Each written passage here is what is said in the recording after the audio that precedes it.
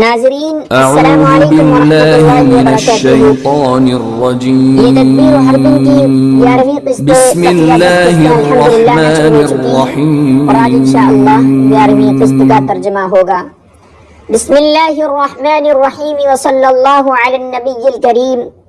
قال، اس نے کہا یعنی صاحب نے کہا، سعیت منذ ایام فی طلب ضفدع، میں کئی دنوں سے ایک میڈک کی تلاش میں لگا رہا، ایک میڈک کی تلاش میں کوشش کرتا رہا۔ وذلك عند المساء، اور اس طرح شام تک کوشش کرتا رہا، یعنی شام تک کوشش میں لگا رہا۔ فاضطررته الى بیت ناسک، پھر میں نے اس کو ایک عابد کے گھر میں جانے پر مجبور کر دیا۔ وَدَخَلْتُ فِي أَثَرِهِ فِي الظُّلَمَةِ، اور اسی کے پیچھے تاریکی میں بھی داخل ہو گیا۔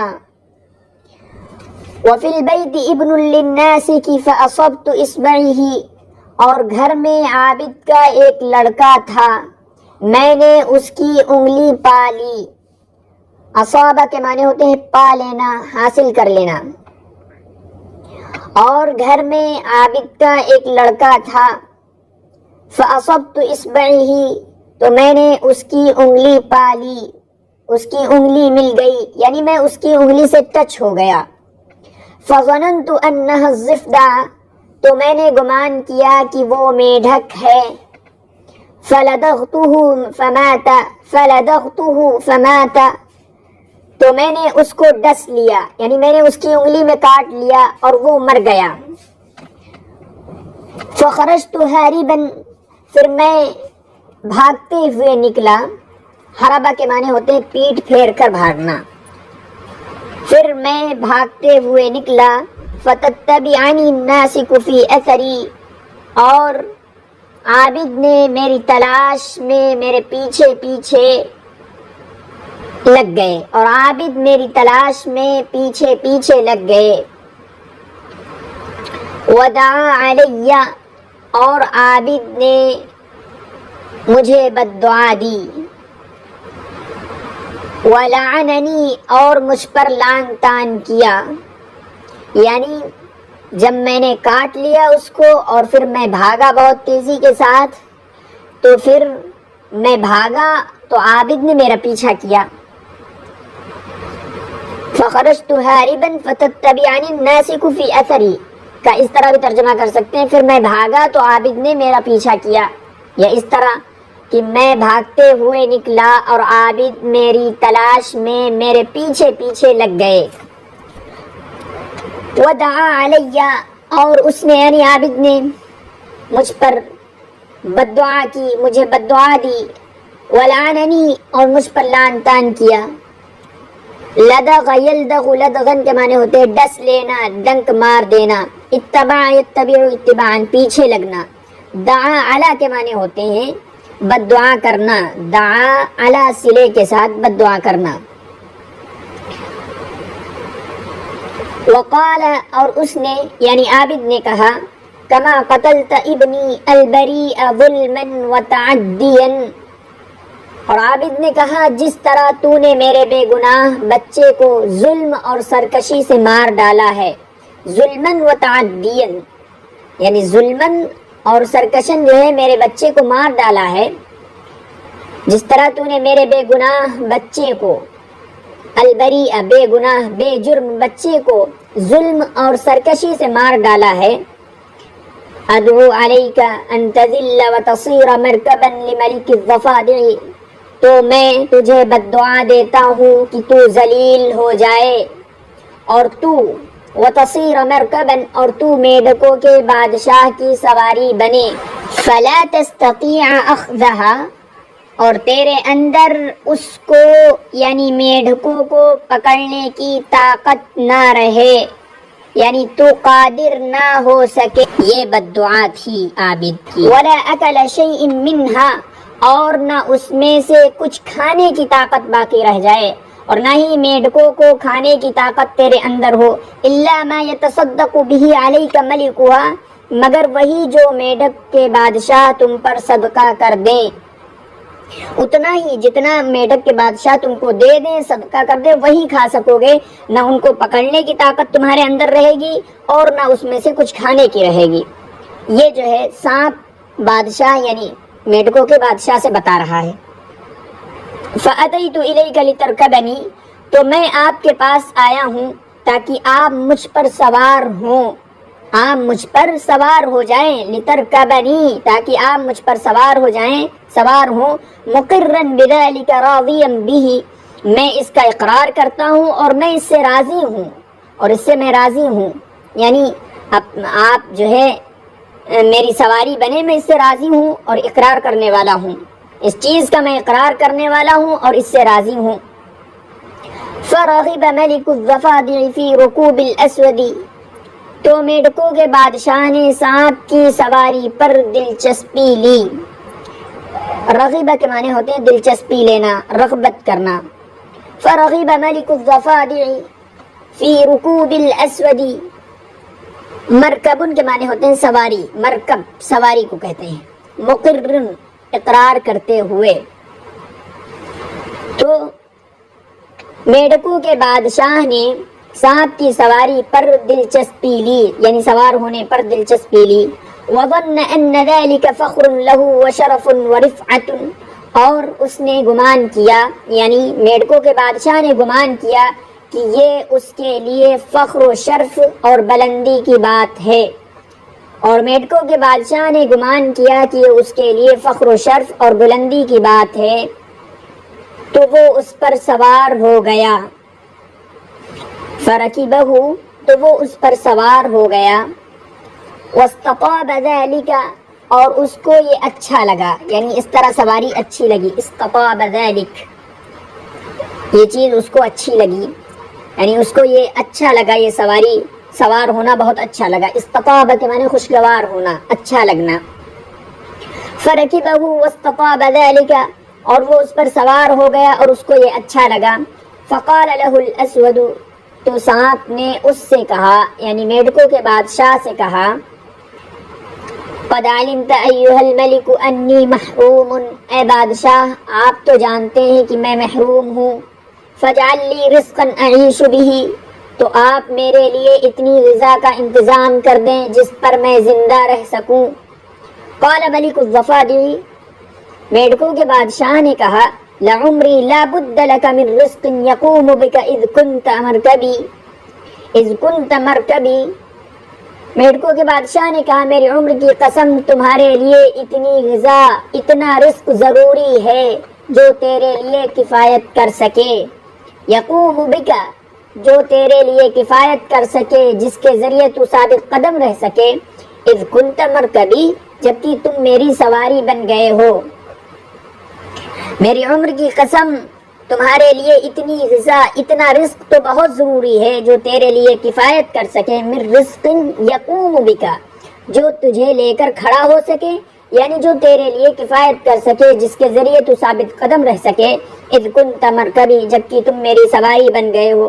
فأمر له بضفدعين يؤخذان في كل يوم ويدفعان إليه، تو اس نے یعنی بادشاہ نے اس کے لیے 2 میڈکوں کو پکڑنے کا حکم دیا ہر دن، اور وہ دونوں میڈک اس سانپ کو دے دیے جائیں، اس کا حکم دیا۔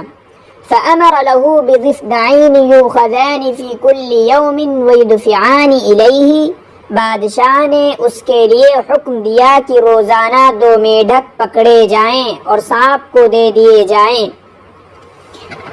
فعاش، ادفع کے معنی ہوتے ہیں دے دینا، ادا کر دینا، ادفع الہ۔ فعاش بذالک، تو اس سے وہ زندہ رہا، یا اس طرح وہ زندہ رہا۔ ولم يضره خضوعه للعدو الذلیل، اور اس کو ذلیل دشمن کے سامنے جھک جانے نے کچھ بھی نقصان نہیں پہنچایا۔ وَلَمْ يَضُرَّهُ خُضُوعُهُ لِلْعَدُوِّ الذَّلِيلِ، اور اس کو ذلیل دشمن کے لیے، ذلیل دشمن کے سامنے جھکنے سے کچھ نقصان نہیں ہوا۔ خضوع کو فاعل بنائیں گے اور اس کا ترجمہ اس طرح کریں گے لفظی، اور اس کو ذلیل دشمن کے سامنے جھک جانے نے کچھ بھی نقصان نہیں پہنچایا، یعنی اس کا جھکنا نقصان کا باعث نہیں ہوا، بل انتفع بذلك وصار له رزقا ومعیشتا، بلکہ اس سے نفع ہوا اس کو اور اس کے لیے یہ جھک جانا رزق اور سامان زندگی بن گیا، وصار له رزقا ومعیشتا، اور یہ جھکنا اس کے لیے رزق اور سامان زندگی یعنی سامان زیست بن گیا، بل انتفع بذلك، بلکہ اس سے اس کو نفع ہوا اور اس کے لیے رزق ومعیشتا اور سامان زندگی ہو گیا بن گیا، وكذلك كان صبري على ما صبرت عليه، اور اسی طرح میرا وہ صبر تھا جس پر میں نے صبر کیا، یہ کوا بتا رہا ہے کہ میرا اسی طرح صبر وہ والا تھا جس پر میں نے ان لوگوں کے درمیان صبر کیا، التماسا لهذا النفع العظيم الذي اجتمع لنا فيه الأمن والظفر وهلاك العدو والراحة منه، اسی بڑے نفع کی تلاش میں جس میں ہمارے لیے امن و امان اور کامیابی جمع ہے، اسی طرح میرا وہ صبر تھا جس پر میں نے صبر کیا اسی بڑے نفع کی تلاش میں جس میں ہمارے لیے الذی اجتمع لنا، جس میں ہمارے لیے امن و امان والظفر اور کامیابی اکٹھا ہے جمع ہے، وَهَلَاكُ الْعَدُوِّ وَالرَّاحَةُ مِنْهُ، اور جس میں ہمارے لیے دشمن کی ہلاکت اور اس سے راحت یعنی چین و سکون اکٹھا ہے۔ اور دوسرا ترجمہ اس طرح کر سکتے ہیں التماسا لهذا النفع العظیم سے کہ اسی بڑے نفع کو چاہتے ہوئے، اس عظیم نفع کو چاہتے ہوئے جس میں ہمارے لیے سامان سکون اور کامیابی جمع ہے، وَهَلَاكُ الْعَدُوِّ وَالرَّاحَةُ مِنْهُ، اور دشمن کی ہلاکت اور اس سے راحت یعنی چین و سکون ہمارے لیے اکٹھا ہوا ہے جمع ہوا ہے، التماسا لهذا النفع العظیم، اسی بڑے نفع کی تلاش میں، تلاش کرتے ہوئے چاہتے ہوئے جس میں ہمارے لیے امن و امان یعنی سامان سکون اور کامیابی جمع ہے، اور دشمن کی ہلاکت وَهَلَاكُ الْعَدُوِّ، اور دشمن کی ہلاکت اور اس سے راحت و سکون جمع ہے اکٹھا ہے، وَوَجَدْتُ سُرْعَةَ اللِّينِ وَالرِّفْقِ أَسْرَعَ وَأَشَدَّ اسْتِئْصَالًا لِلْعَدُوِّ مِنْ سُرْعَةِ الْمُكَابَرَةِ، کابر یکابر مکابرتاً آمنے سامنے ہونا، استئصال جڑ سے اکھاڑ پھینکنا، کسی چیز کو بالکل زیر و زبر کر دینا، جڑ سے اکھاڑ پھینکنا استئصال، رفق آسانی، لین نرمی، سرعتن کے معنی کشتی لڑائی، اور میں نے نرمی اور آسانی کی لڑائی کو زیادہ جلد اور زیادہ مضبوط پایا ہے، وَوَجَدْتُ سُرْعَةَ اللِّينِ وَالرِّفْقِ أَسْرَعَ وَأَشَدَّ، زیادہ مضبوط اور زیادہ جلد پایا ہے، استئصال للعدو، دشمن کو جڑ سے اکھاڑ پھینکنے کے لیے، من سرعت المکابرتی، آمنے سامنے مقابلہ کرنے کے مقابلے میں، یعنی اسکیم اور پلاننگ کے ذریعے کسی کو اگر تباہ کیا جا سکتا ہے تو یہ زیادہ بہتر ہے نہ کہ گولہ بارود کے ذریعے جو ہے لڑائی کی جائے۔ یہ چیز یعنی اسکیم اور پلاننگ یہ ایسی چیز ہے جو جڑ سے اکھاڑ پھینکتی ہے دشمنوں کو، بالکل زیر و زبر کر دیتی ہے، اس لیے کہ اسکیم اور پلاننگ کے ذریعے جو لڑائی لڑی جاتی ہے وہ زیادہ مؤثر ہوتی ہے، یہ کوا کہہ رہا ہے زیادہ مؤثر ہوتی ہے اور زیادہ اچھی ہوتی ہے، نہ کہ ولولہ انگیزی کے ساتھ جائیں اور بہت ہی گولہ بارود کے ساتھ فوراً لڑائی لڑ دیں، یہ چیز زیر و زبر کرنے والی نہیں ہے۔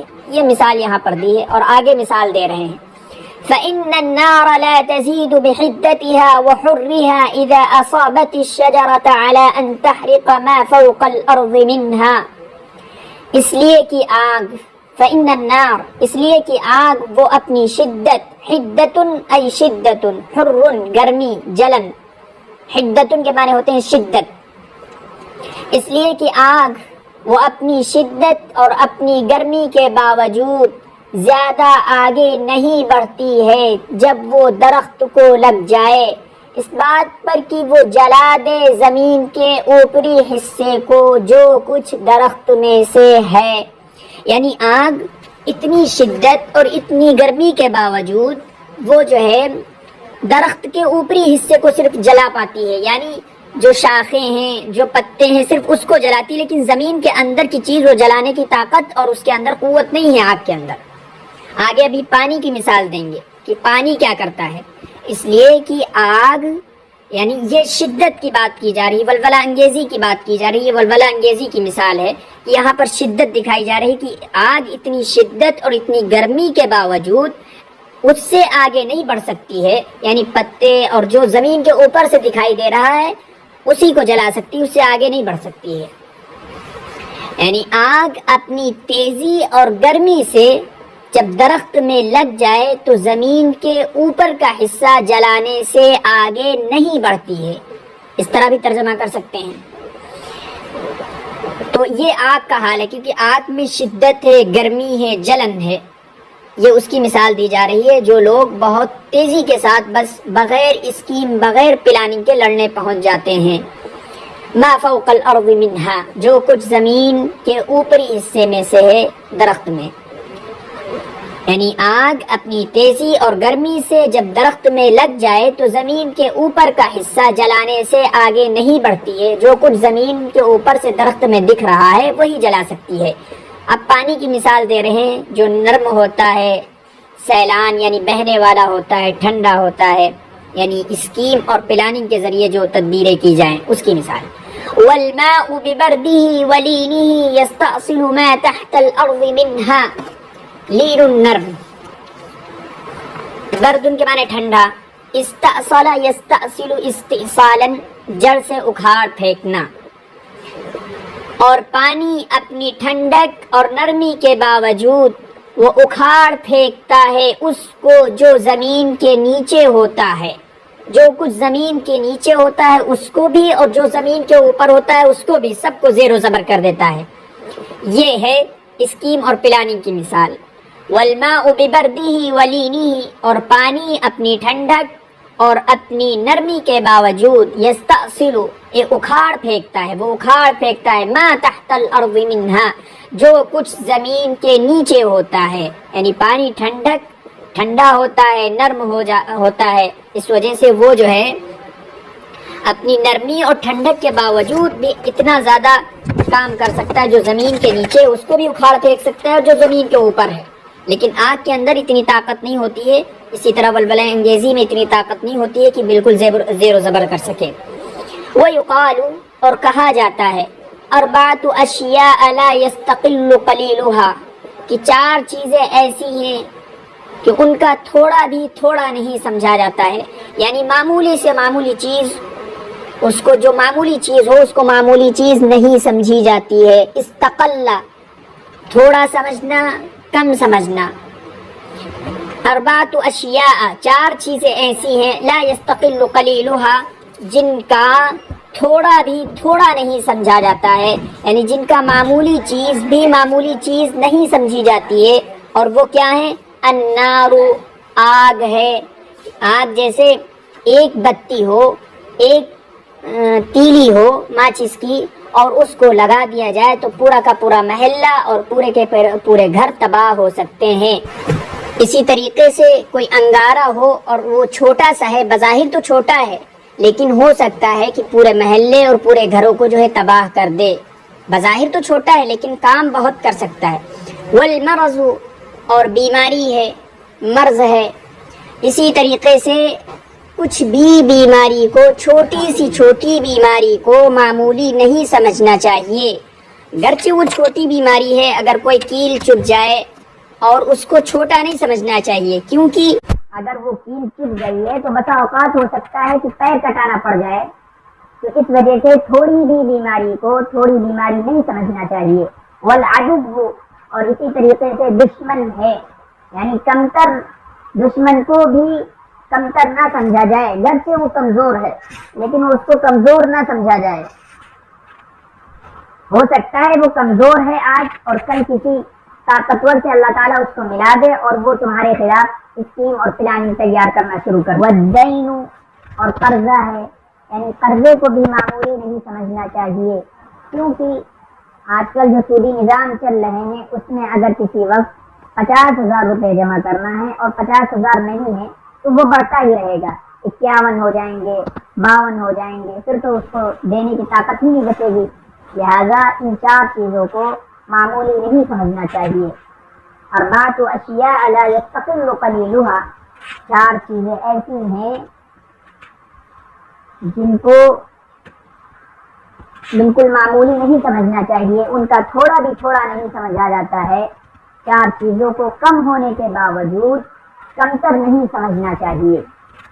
ایک آگ ہے، والمرض، اور بیماری ہے، والعدو، اور دشمن ہے، والدین، اور قرضہ ہے۔ یہ 4 چیزوں کو معمولی نہیں سمجھنا چاہیے۔